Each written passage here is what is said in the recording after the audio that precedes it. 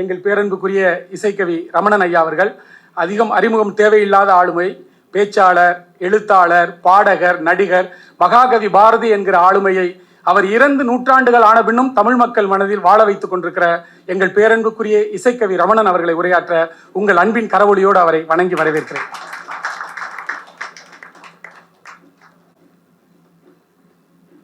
குமார், ஒரு நிமிஷம்.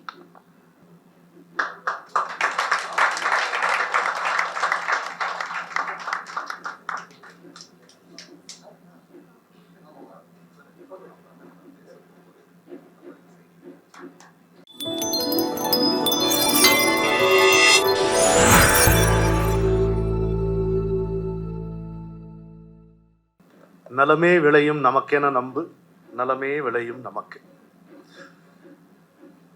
இந்த 2 பேர் இங்கு பிரித்து மேய்ஞ்சிட்டு போன பிறகு நான் இந்த நூலை பற்றி பேசக்கூடியது என்றால், அகனி வெளியீடு ரூபாய் 150. வணக்கம், நன்றி, அவ்வளோதான் சொல்லுவாங்க. அதுவும் வாத்தியாரம்மா மிரட்டின மிரட்டல்ல முதல்ல இந்த பழக்க தோஷத்தில் பெஞ்ச் மேலே ஏறி நிற்க இருந்தேன் நான். அது மாதிரி இருந்தது. இந்த இடமும் சரி, என்னுடைய இதயமும் சரி, குமாருக்கு ஆகி வந்த இடம். இந்த இடத்துல இது நடைபெறுவது ரொம்ப மகிழ்ச்சிகரமாக இருக்குது. ஆனால் யாரையுமே அழைக்காத விழாவுக்கு இத்தனை பேர் வந்திருப்பது ரொம்ப சிறப்பு. அதான் குமாருடைய மாயம் என்று நான் நினைக்கிறேன். அணிசேர் காவியம் 1000 கற்கினும் ஆழ்ந்திருக்கும் கவி உள்ளம் காண்கிறார் என்பான் பாரதி. ஒரு கவிஞனுடைய உள்ளத்தை கண்டுபிடிப்பது என்பது அவ்வளவு எளிதான ஒன்று அல்ல. ஏனென்றால் அவனுடைய மனசாட்சி அல்லது சித்தம் என்பது ஒட்டுமொத்த உலக ஜீவன்களின் மனசாட்சியை தன்னுள்ளே அடக்கி கொண்டிருக்கிறது, தாங்கி கொண்டிருக்கிறது. இதை தாண்டி அவனுக்கு தனியே உணர்வு என்றும் ஒன்று உண்டு. இதுதான் கவிதையில் பிரதிபலிக்கிறது. இதை கவிஞனே கூட அறியாமல் இருக்கக்கூடும், இருந்தாலும் அதுதான் உண்மை. சாக்ரட்டிஸ் கூறுவார், ஒரு கவிஞன் அதீதமான தன்னுடைய உணர்ச்சியினால் தொடுவதனால் விளைகின்ற வார்த்தைகளுக்கு பொருள் அவனுக்கே தெரிய வேண்டும் என்கின்ற அவசியமில்லை என்பார். அதனால அணிசேர் காவியம் 1000 கற்கினும் ஆழ்ந்திருக்கும் கவி உள்ளம் காண்கிறார் என்ற பாரதியின் கூற்று மிகவும் சத்தியமான வாக்கு. இந்த கவிஞனுடைய உள்ளத்தை எப்படித்தான் நாம பார்க்கிறது என்றால், ஒருபோதும் வியாக்கியானங்களின் மூலம் கவிஞனுடைய உள்ளத்தை நாம அடையாளம் காண முடியாது. அது அவரவர் பார்வை. அவன் பார்வையை அவன் என்ன முயன்றாலும் ஒளித்து வைக்க முடியாமல் சில இடங்களிலே, வார்த்தைகளிலே, கருத்துகளிலே காட்டியிருப்பான். அதுதான் அவனை நமக்கு பரிச்சயப்படுத்துகிறது. அது முதலிலேயே நம்மை தொட்டு விடுவதால் அவனோடு ஒரு அணுக்கம், ஒரு நேசம் நமக்கு ஏற்படுகிறது. அதுதான் இந்த களிறு நடையிலே நான் கண்ட தரிசனம் என்று உங்களுக்கு சொல்ல விரும்புகிறேன். இப்போ மொத்தமா இந்த நூலை பத்தி என்ன கவிதைகள் இருக்குமோ எல்லாத்தையும் இவங்க ஏற்கனவே எடுத்து சொல்லிட்டாங்க. இருந்தாலும் 1-2 நம்ம சொல்லலாம். தானாக அழுது தானாக பிரகாசிக்கும் என் கண்களை கொண்டாடுகிறேன் நான். பிரில்லியன்ட். அதாவது மலர் மூடிய பள்ளம், அது மனிதரின் உள்ளம்.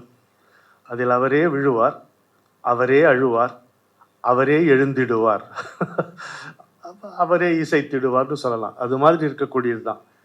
யாரும் யாருக்கும் ஆறுதல் சொல்லி தேற்றிவிடவும் முடியாது. தானாக இருந்து தானாக உயிர்த்தெழும் இந்த என் வாழ்க்கையை கொண்டாடுகிறேன்.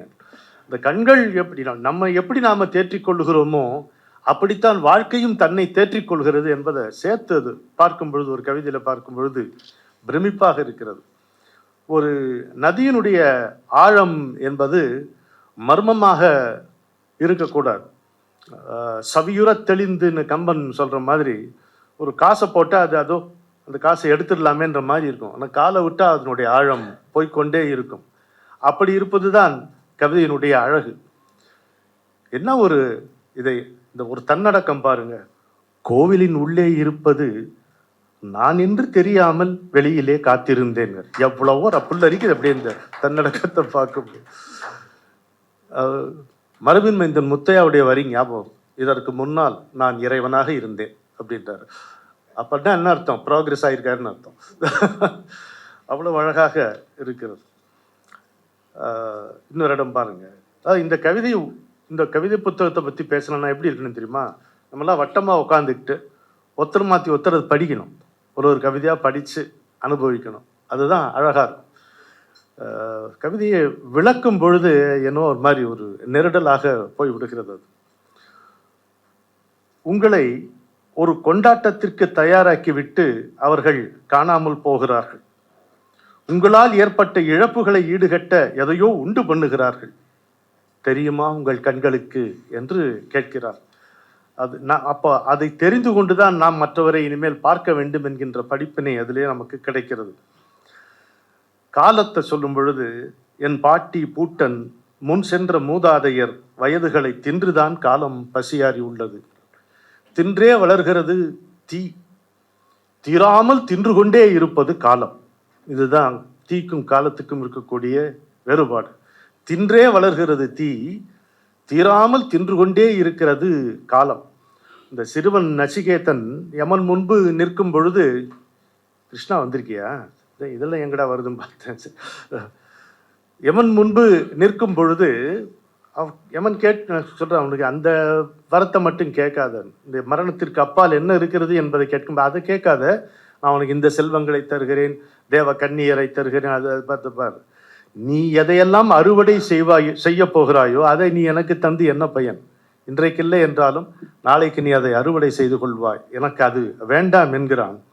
ஆனால் அந்த வயதுகளை தின்றுதான் காலம் பசியாறி உள்ளது. காலம் என்பது இப்பொழுது படைக்கப்பட்டிருப்பது, படைத்து காணாமல் போய்விட்டது, இனிமேல் படைக்க இருப்பது எல்லாவற்றையும் ஏற்கனவே விழுங்கி ஏப்பமிட்டு விட்ட ஒரு அதிசயம். அதற்கு பெயர்தான் காலம். அது ரொம்ப நல்லா வருது. ஒரு மழைக்கும் அடுத்த மழைக்கும் நடுவே சொட்டும் தூறலை மழை என்றே பார்க்கிறேன் அப்படிங்கிறாரு. அதுக்கு நம்ம பித்தன் வெங்கட்ராஜ் அழகா உள்ள நடுவில் நுழைஞ்சார்.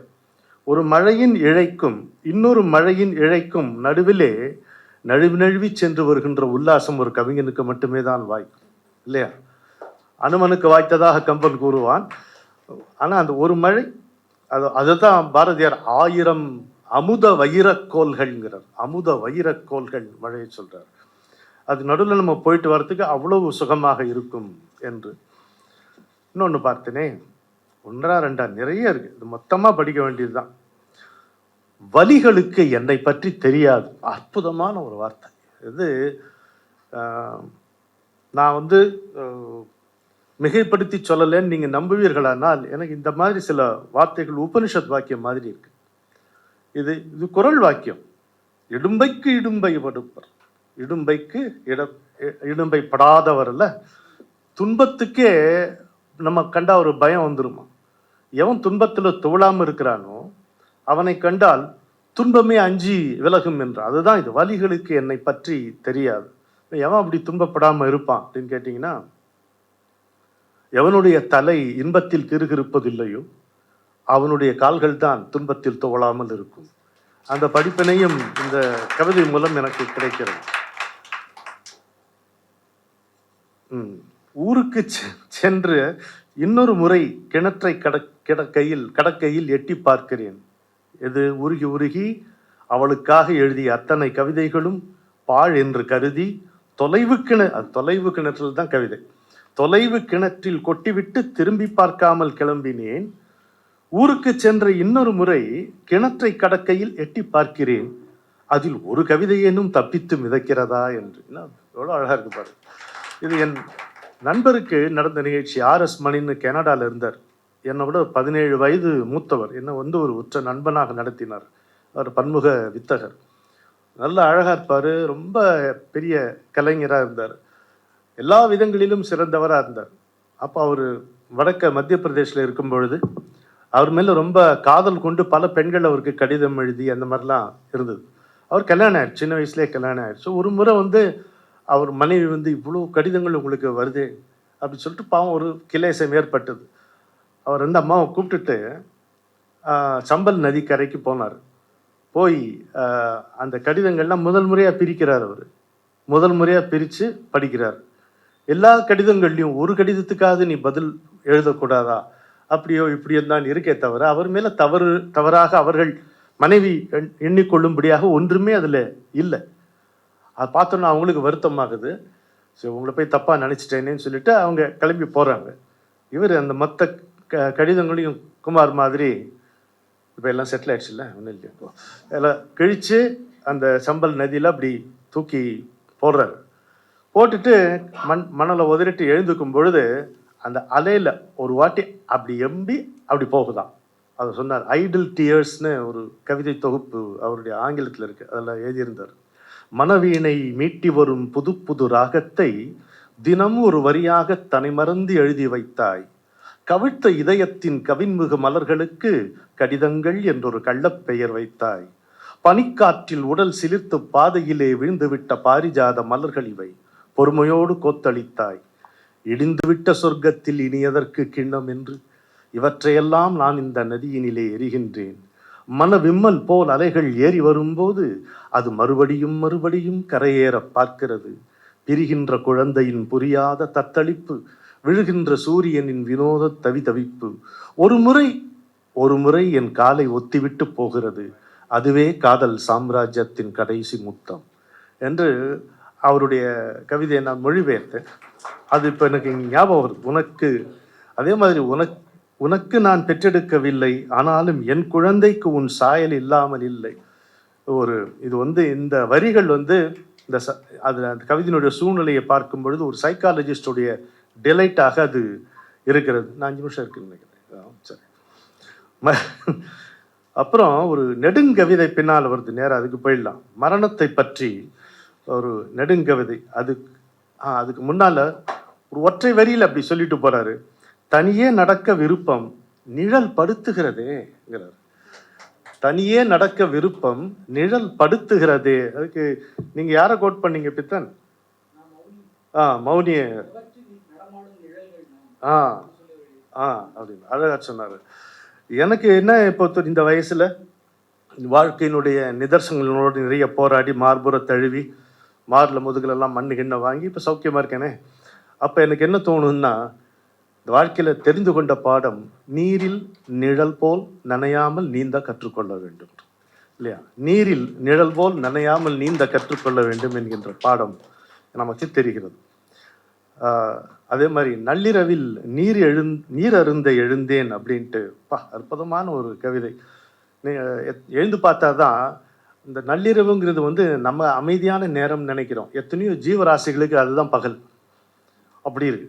அந்த கரப்பாம்பூச்சிகளிலிருந்து தொடங்கி சுவர்கோழிகளிலிருந்து தொடங்கி எல்லாத்தையும் கடந்து அதெல்லாம் போறாரு. இந்த கவிதை முடிவு தான் அழகு. நீர் அருந்த மறந்து போனேன் அப்படின்ட்டு முடியுது. அவ்வளவு அற்புதமாக இருக்கிறது. என்ன இந்த மரண வீட்டில் ரொம்ப எலாபரேட்டா இருக்கு. இது தேவையான்னு தெரியல எனக்கு. இவ்வளோ பெருசா எல்லாருக்குமே death is more fascinating than life, தெரியுமா? ஏன்னா அதுக்கப்புறம் என்ன நமக்கு தெரியாது. உண்மையில் மனிதன் மரணத்துக்கு பயப்படுவதில்லை, வாழ்க்கைக்கு தான் பயப்படுறான். ஏன்னா வாழ்க்கையில் ப்ராப்ளம் சாய்ஸ். இது வேணுமா அது வேணுமான்ட்டு. மரணத்தில் சாய்ஸ் எல்லாம் கிடையாது. நான் 3 நிமிஷம் இருக்கு, அதுதான் மரணம் சம்மதிக்காது, தூக்கின்னு போயிடும். அவ்வளோதானே. தூங்கையில் வாங்கி விட்ட மூச்சு கொஞ்சம் சுழி மாறி போனாலே போச்சுன்னு போயிடும். அதனால இதுக்கு அப்பால் என்ன இருக்கிறது தெரிந்து கொள்ள வேண்டும் என்கின்ற மர்மம் ஒன்று. இப்போ நமக்கு ஒரு அடையாளம் என்று வரும் பொழுது, இப்போ நாம் இறந்து விட்டால் என்ன ஆகும், இவர்கள் எப்படி பார்ப்பார்கள், என்ன கருதுவார்கள் என்கின்ற ஒரு குறுகுறுப்பு, ஆர்வம் இன்னொன்று. இது ரெண்டும் சேர்ந்து தான் இருக்கும் யாராக இருந்தாலும் சரி. கவிஞர் கண்ணதாசன் இருந்து பாடிய இரங்கற்பான ஒரு நெடுங்கவிதை எழுதியிருப்பார். ரொம்ப அற்புதமா இருக்கு. அவரே ஒரு வதந்தியும் கிளப்பி விட்டு அவர் இறந்தே போனார்னு சொல்லிட்டு பதறி அடிச்சுட்டு MS விஸ்வநாதனும் ஸ்ரீதரெல்லாம் அப்புறம் அவரே அங்கே உட்காந்துருந்தார். பார்த்தா வராண்டாவில் அவர் உட்காந்துருக்காரு. இந்த சம்பவங்கள்லாம் பார்த்துருக்கோம். அப்படி ஒரு நெடுங்கவிதை குமார் எழுதியிருக்காரு. அது அவருடைய முடிவை பற்றி, அதுக்கப்பால் என்ன நடக்கிறது நடக்கக்கூடும் என்ற அவருடைய கற்பனை. அது அவருடைய உரிமை, அது எழுதுவது அவருடைய உரிமை. ஆனால் நம்ம நல்ல உரிமை தான்டா சொன்னேன். அது எப்படி வேணா இருந்துட்டு போகட்டும். நாமெல்லாம் கூடி நின்று அவர் 100 வசந்தங்கள் காண வேண்டும் என்று வாழ்த்துவோம். என்னதான் இருந்தாலும் எதுவாக இருந்தாலும் ஒரு வயசானவன்ற முறையில் சொல்கிறேன். இந்த சொல்லுலையோ தொன்னிலையோ அமங்கலம் வர வேண்டாம் அப்படி நீ எழுதலாம், தப்பே கிடையாது. அதை பற்றி பேசலாம். பேசி முடிக்கும் பொழுது எல்லாம் நீ 100 ஆண்டு வாழ்க பசியம சரத சதம் அப்படின்ட்டு வாழ்த்த வேண்டிய கடமை நமக்கு இருக்கிறது. அதனால் அடுத்த முறை வந்து இங்கே இந்த விழாவுக்கு வருவதற்கு முன்னால், அதாவது மேடைக்கு வருவதற்கு முன்னால் நாங்கள் பேசி கொண்டிருக்கும் பொழுது அந்த கவிஞர் உட்பட எல்லோருமே ஒரு மனதார ஒரு முடிவுக்கு வந்தோம். அடுத்த நூல் வெளியீடு இருக்கிறதோ இல்லையோ, இதே கேட்டரிங்லேருந்து சொல்லி சிற்றுண்டி வர வேண்டும் என்று முதல்ல தீர்மானம் பண்ணிட்டோம். அவங்க அனுமதி இருந்தால் இன்னும் ஒரு 2 நிமிஷம் பாக்கி இருக்கு. ஒரே ஒரு சின்ன பாட்டு பாடிட்டு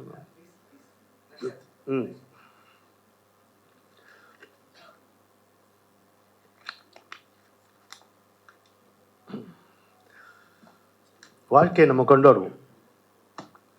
ஒரே ஒரு வாய்ப்பு வாழ்க்கை, ஒரே ஒரு வீடு உலகம். ஒரே ஒரு வாய்ப்பு வாழ்க்கை, ஒரே ஒரு வீடு உலகம். ஒரே ஒரு வாகனம் தேகம், ஒரே ஒரு பாதை காலம். ஒரே ஒரு வாய்ப்பு வாழ்க்கை. ஒரே கடல் பொங்கும் மனது, ஒரே படகு அதுதான் அன்பு. ஒரே கடல் பொங்கும் மனது, ஒரே படகு அதுதான் அன்பு. ஒரே சுமை அதுதான் கர்வம், ஒரே கதி இறைவனின் பாதம். ஒரே ஒரு புல்லின் நுனியில் ஒரே ஒரு பனித்துளி மின்னும். ஒரே ஒரு புல்லின் நுனியில் ஒரே ஒரு பனித்துளி மின்னும். ஒரே ஒரு பனியின் துளியில் ஒரே கதிர் தன்முகம் காட்டும். ஒரே ஒரு வாய்ப்பு வாழ்க்கை. அதே அலை திரும்ப வருமா, அதே முகில் விரும்பி விழுமா. அதே அலை திரும்ப வருமா, அதே முகில் விரும்பி விழுமா. இதே கணம் இதுதான் தருணம், இதில் தான் நம் கடன் தீரும். ஒரே ஒரு பயணம் போக ஒரே ஒரு பாதை போதும். ஒரே ஒரு பயணம் போக ஒரே ஒரு பாதை போதும். ஒரே ஒரு பாதையில் போக ஒரே ஒரு பாடல் போதும். ஒரே ஒரு வாழ்க்கை வாழ்க்கை.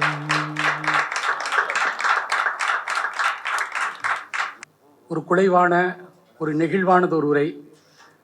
பாடல் ரொம்ப உளிக்கிருச்சிங்க. ஐயாவுக்கு என்ன வயதுன்னு எனக்கு தெரியாது. இல்லை சொல்லக்கூடாது நீங்கள். இல்லை, அவர் பேசும்போது அவரே தான் கவனிச்சுக்கிட்டு இருந்தேன். நீங்களும் கூட கவனிச்சிருப்பீங்க. எப்படியும் சுருதி டிவியில் வரப்போது பாருங்கள். நல்லா கவனித்து பார்த்தா பேசும்போது அவரது கண்களுக்கு வயது 18, குரலுக்கு வயது 20. ஆனால் அவர் சொல்கிற கணக்கெல்லாம் பார்த்தா எனக்கு பயமாக இருக்குது. அவருக்கு 73ங்கிறாரு. இவரோட நண்பர் 17 வயசுக்கு மூத்தவரா. இதெல்லாம் எத்தனை நூற்றாண்டு தலைமுறைகள்னு எங்களுக்கு தெரியல. ஏன்னா உண்மையில் அந்த மனசு தான், அந்த கவிதை மனசு தான் திரும்ப அந்த கவிதைகளுக்குள் குலைந்து குமார் மேல் கொண்ட அன்பை வந்து ஒரு நெகிழ்வான ஒரு வாழ்த்துறையாக தந்து, அதே மாதிரி நல்லதையே சொல்லுங்க அப்படிங்கிற மாதிரி அவரோட பாணியில் சொன்னதெல்லாம் ரொம்ப நெகிழ்ச்சி. ரொம்ப நன்றி இசைக்கவி ரமணன் அவர்களுக்கு, நெஞ்சார்ந்த நன்றி.